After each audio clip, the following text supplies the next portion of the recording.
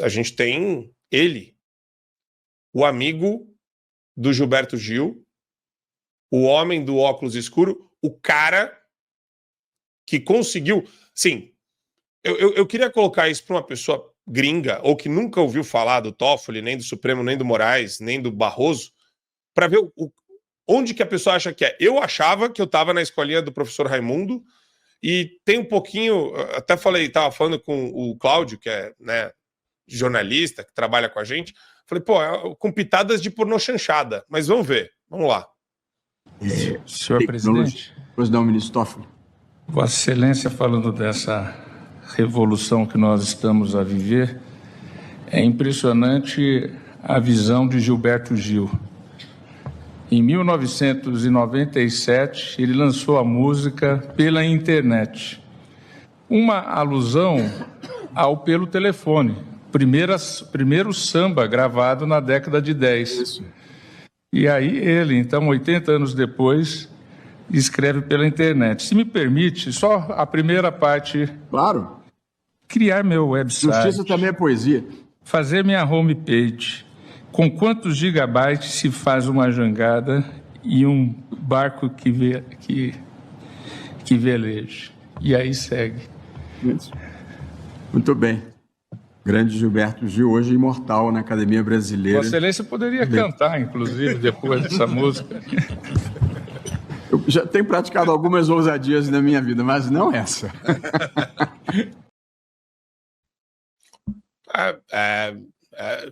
Vou começar com a professora Paula, porque isso daí tá, assim... Ontem o Emílio, ele viu esse quadro, ele falou, mas isso daí tá com muita cara de pânico. Tofinho. Ai, Tofinho. Não, em primeiro lugar, vamos elogiar, ele tá dentro da tendência dos óculos aí, tá bem moderninho, parece que é o óculos da Gen Z, esse negócio meio, essa vibe ciclope dele. Podia ter pego um óculos de corrida mais colorido para aproveitar esse clima, né, já que tá tudo uma baderna, e aí ele vai cantar essa música, eu não sei porquê, eu não sei qual é a necessidade de cantar uma música num lugar que deveria, em tese, ser sério, e ele mostra que ele nem conhecia a própria música que ele trouxe pro plenário, porque ele teve que ler no papel. Talvez ele nunca tenha escutado essa música, uma música bem famosa. Se eu não me engano, essa música foi propaganda de uma operadora de telefonia. Arrisco a dizer que foi até da Vivo, então ela ficava martelando 24 horas, mas na cabeça do povo, né? O seu Tofinho, com certeza, nem conhecia a música, e ainda quando foi ler, ainda leu errado. Um ministro da Suprema Corte. É velege, não veleje.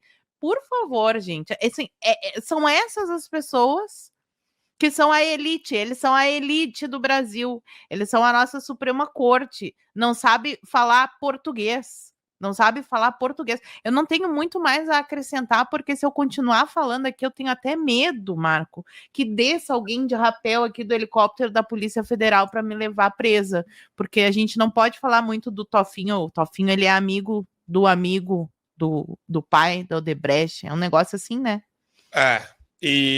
Enquanto isso também nós temos, professora Paula, e a gente vai fazer um pupurri de situações bizarras aqui, essa daí vai pro Adriles. A gente tem o Gilmar Mendes elogiando o Alexandre de Moraes. Vamos colocar isso. Entendo oportuno dirigir-me ao ministro Alexandre de Moraes, como modo de saudá-lo em manifestação plena de solidariedade e apoio a si e a sua família. De fato, perante notícias públicas de que verdadeira organização criminosa estaria planejando típico golpe de Estado, é preciso reconhecer que chegamos a graus de paroxismo desconhecidos na história brasileira, cenário que gera perplexidade e indignação a todos nós, democratas brasileiros. Sem ignorar que dita trama ainda é objeto de investigação pelas instâncias competentes, é preciso mais uma vez ratificar. Vossa Excelência, ministro Alexandre, enche de orgulho a nação brasileira. Adriles. O STF tem se tornado... eu sou um pouco velho aqui, eu lembro de um desenho dos Super Amigos, veiculado nos anos 80 e 90, do mundo bizarro, a inversão da realidade, né? Inclusive do princípio poético. Essa canção do Gilberto Gil, ela celebra a expansão da internet, como aquela Pelo Telefone, que é a música inauguradora do samba no Brasil, celebra as possibilidades maiores de comunicação. Possibilidade maior de comunicação, de interação entre as pessoas, é possibilidade maior de diálogo.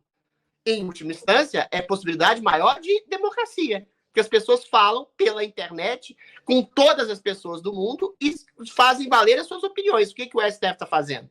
Está usando essa liberdade para suprimir essa liberdade, porque os canais tradicionais de comunicação não levam a verdade mais.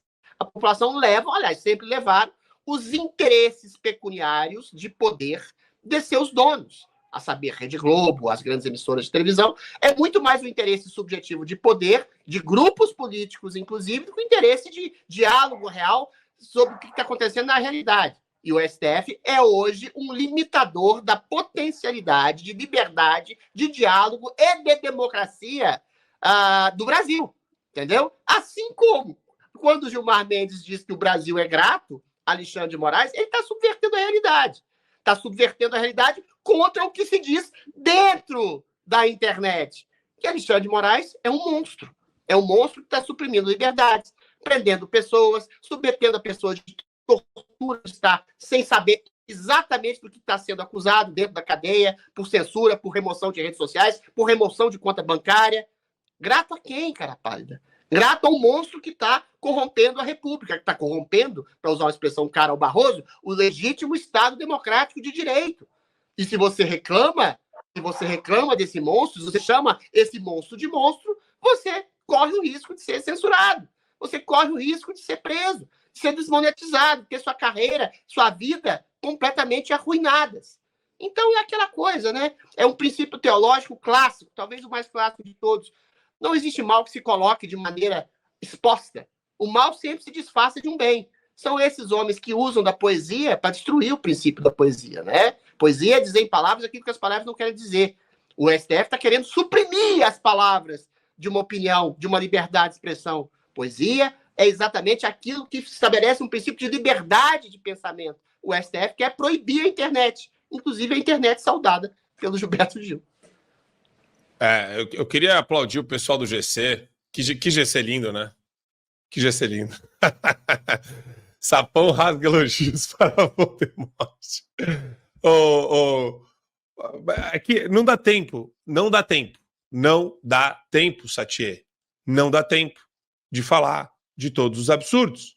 Porque eu podia fazer uma tese de doutorado sobre essa fala do Gilmar Mendes, sobre o espírito de porcorativismo, como diz o Serrão, que eu acho, né, eu gosto dessa expressão, porcorativismo, e também, né, sobre os laços espúrios e degradados de uma relação bizarra que você vai ver agora da Carminha. Carminha também faz parte da brincadeira. Olha lá aí. Carminha participa de amigo secreto do Fantástico. Então, quer dizer, é isso, Satier, é isso. Tá. Então, agora é isso. Agora vale tudo, então. Então, vale tudo. Eles se autocongratulam, eles se elogiam, eles protegem o país dos golpistas, eles prendem quem eles quiserem, eles prendem o Elon Musk se eles quiserem, eles compram briga com o cara mais rico e mais, que tá fazendo as maiores inovações da nossa era. Assim, vale tudo. Acabou, assim, é isso. Vale tudo, né? Os supremos, né? Esses caras, eles dão entrevistas, eles fazem brincadeiras na hora da sessão plenária, fazem inquirição de advogados, né? Ainda não é um tribunal inquisitorial, como diz ali o Alexandre de Moraes, são congratulados por eles mesmos, né? Dizendo que é um herói da democracia pelo ministro Gilmar Mendes e tudo mais. O amigo do meu pai aparece de óculos escuros lá, Bono Vox do YouTube, fazendo brincadeirinha, né? Inclusive, coloca o Gilberto Gil, que é um artista, evidentemente, isso é inegável, e coloca, né, esses caras num patamar absurdo. Talvez o próprio Gilmar Mendes, ou Dias Toffoli, melhor dizendo, pudesse ler essa canção também do ilustríssimo artista Gilberto Gil. Minha Nega na Janela. Diz que está tirando linha. Eita, nega, tu é feia, que parece uma macaquinha. Olhei para ela e disse, vá já para a cozinha. Dei um murro nela e joguei ela dentro da pia. É o imortal aí, ó, na Academia Brasileira. Gilberto Gil também cantou isso aí, ó, uma canção extremamente racista. À frente do seu tempo, hein, Gilberto Gil? Que coisa linda, né? E agora tem a Carmen Lúcia aí participando do Amigo Secreto, Amigo Oculto do Fantástico. Cara, então beleza, já que tá assim, bota essa galera dentro do reality show, pô. Bota lá a Carmen Lúcia e Gilmar Mendes, ou então bota o Iluminado na Fazenda, participando com a Jojo Todinho, por exemplo. É muito triste você ver essas figuras que deveriam ser figuras totalmente discretas, sabe? Ali guardadas na dele, mas não. São popstar. É isso, se transformaram em popstar. Ô Satier, só para não terminar o último programa da última temporada do Fio Diário de 2024, deixa eu abrir uma treta com você que a gente está concordando demais. Essa música do Gilberto Gil, evidentemente, não é racista, ela está expondo uma situação de racismo. É igual o Machado de Assis pega um personagem louco, ciumento, igual o Bento Santiago, que é um personagem mesquinho. Ele não está fazendo apologia, claro, a racismo, mas ele está criticando, está expondo uma estrutura racista dentro de uma casa de engenho, ou seja, uma coisa do tipo assim. Obrigado, Adriles. Não poderia terminar diferente, né? Não, o Gilberto Gil como Caetano Veloso, eu acho que ele é meio imbecil. Eu acho que todo mundo, só para não ficar brigando com vocês, o Gilberto Gil como Caetano, como Chico, todos eles, pela ação e pela omissão, endossam essa ditadura terrível, que promove preconceito contra conservadores, sobretudo conservadores negros como você, né? Que é visto como se fosse um capitão do mato. Não, mas isso que é louco, né? O cara que escreve um negócio desse, ele consegue se tornar o militante identitário, o neomarxista. E isso eu acho muito curioso, né? Quem sofre preconceito hoje é conservador. Quem é perseguido, como se fosse um negro de senzala do século XIX, hoje é conservador. A gente tem que dizer isso com todas as letras. E esses artistas, como Gilberto Gil, como Caetano, como Chico Buarque, promovem esse tipo de perseguição, como aquela pauta que a gente estava vendo anteontem, se eu não me lembro, o Caetano e a Paula Lavigne aplaudindo, sem anistia. Ontem eu estava na cerimônia de diplomação, tinha gente lá do PSOL, sem anistia. Essas pessoas que perseguem a perseguição, como negros eram perseguidos no século XIX, hoje são conservadores. É isso aí.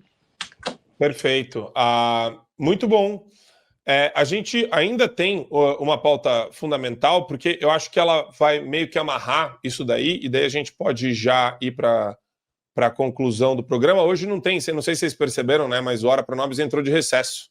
Então a gente tem uns minutinhos a mais, Adriles. Você não tomou o seu Hora para Nobres, né, Adriles? Não tomei, que eu não tô na casa da minha tia. Eu esqueci. O pessoal é maldoso. O pessoal virou e falou: o Adriles virou vereador, já alugou um apartamento melhor. Tem nenhum imóvel. Sou vereador.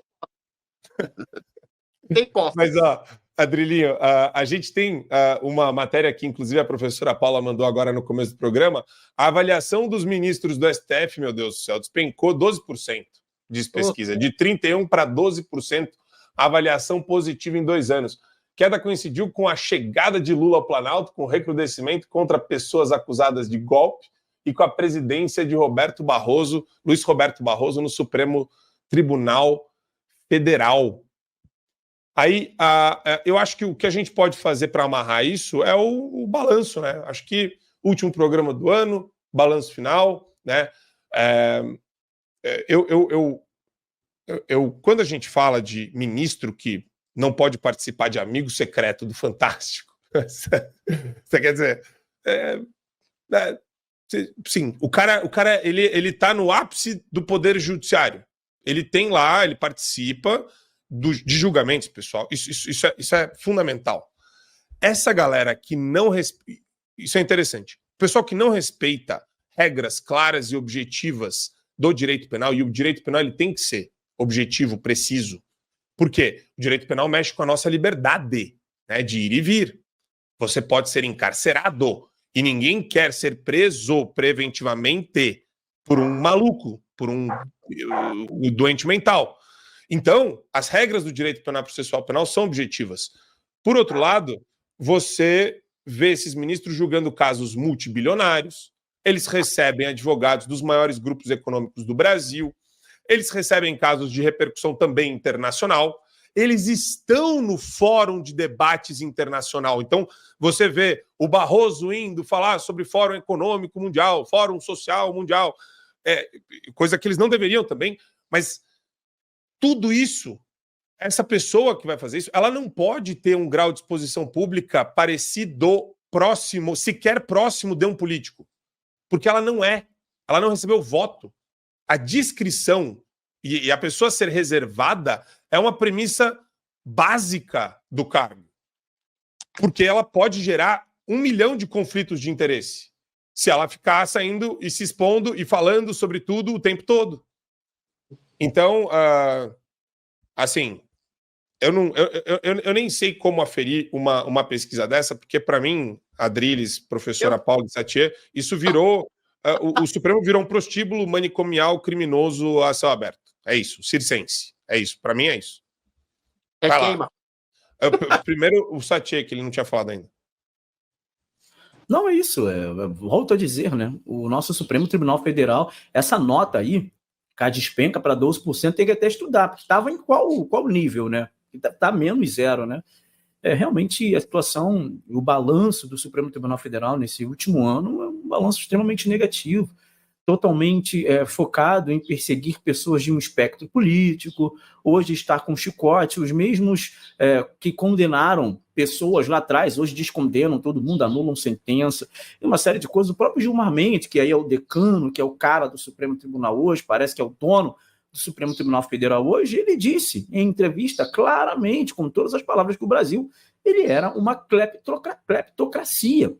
Então, hoje, essas mesmas pessoas, essas mesmas figuras, né, estão lá apertando a mão de quem eles prenderam, de quem eles sentenciaram, condenaram alguns anos atrás, assim, pouquíssimo tempo atrás. Está muito triste você ver o Supremo Tribunal Federal hoje virado à avessa, perseguindo pessoas, com tanta coisa acontecendo, tem gente morrendo no Rio de Janeiro, tem diplomata morrendo no Rio de Janeiro, um argentino agora, parece que era secretário de turismo em Bariloche, uma cidade argentina, veio para cá, entrou no lugar errado, o cara que alvejou, né, a juíza foi falar que não é uma questão de urgência julgar o bandido que atirou, né?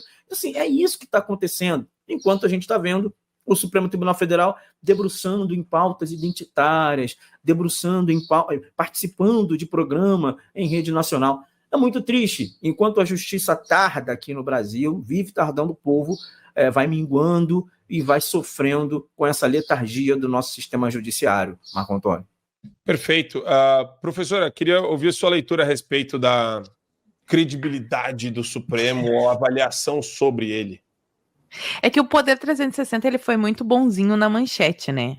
Até vou pegar aqui, a manchete diz assim: a avaliação positiva do STF, que era de 31%, caiu para 12% em 2 anos. Então, eles tinham uma avaliação positiva de 31%, caiu para 12% depois que o Barroso assumiu. Mas a notícia, se fosse eu a escrever esse artigo, seria a seguinte, aí agora o Satier vai entender bem direitinho. 43% das pessoas consideram o STF ruim ou péssimo. Ruim ou péssimo. 34% é regular. E só 12% acham que está tudo bom. Ou seja, nem mesmo dentro da esquerda, porque na sociedade não é só 12% das pessoas que são esquerdistas. A gente tem um percentual ali próximo. Isso é uma coisa que eu falava bastante no meu curso Politicamente Imbatível. A gente tem algo próximo de 30% de esquerdistas, que sempre vão votar no PT, no PSOL, nesse pessoal aí. Aproximadamente uns 30% de galera da direita, que vai votar contra, né, vai votar ali, sei lá, no Bolsonaro ou, sei lá, Aécio Neves, quem tiver contra o PT, e tem aquele 40% que é a galera que nem sabe, que não é direita, que não é na esquerda, que não tá afim de ver notícia de política, e que no fim são o fiel da balança, que são as pessoas que a gente tem que convencer para conseguir ganhar a eleição. Mas se só 12% da população considera o STF bom, significa que nem mesmo dentro da esquerda eles têm uma boa avaliação da sociedade, mas eles estão cagando e andando, porque eles não recebem voto, eles não estão nem aí se a população gosta deles ou se não gosta deles. Muitos deles nem vivem no país, eles vivem na sua bolha luxuosa, com seus relógios de 600 mil reais. Eu fiz uma pergunta, como é que alguém, porque o teto, pelo menos teoricamente, do salário é em torno de 45 mil. Pessoa que ganha 45 mil e nem é a vida toda, há pouco tempo, compra um relógio. Se fosse uma casa de 600 mil, a gente poderia entender, né, tal, tá financiando, sei lá. Mas um relógio de 600 mil reais. E aí, para fechar aqui o comentário, eu vou pegar um gancho no que o Marco falou. Eles têm que ser discretos, existe muita coisa esquisita. Agora, para mim, imoral e escandaloso, pornográfico, é o fato de escritórios de advocacia que são de esposas. É a esposa que é a advogada. Eles têm causas no STF. Isso é uma palhaçada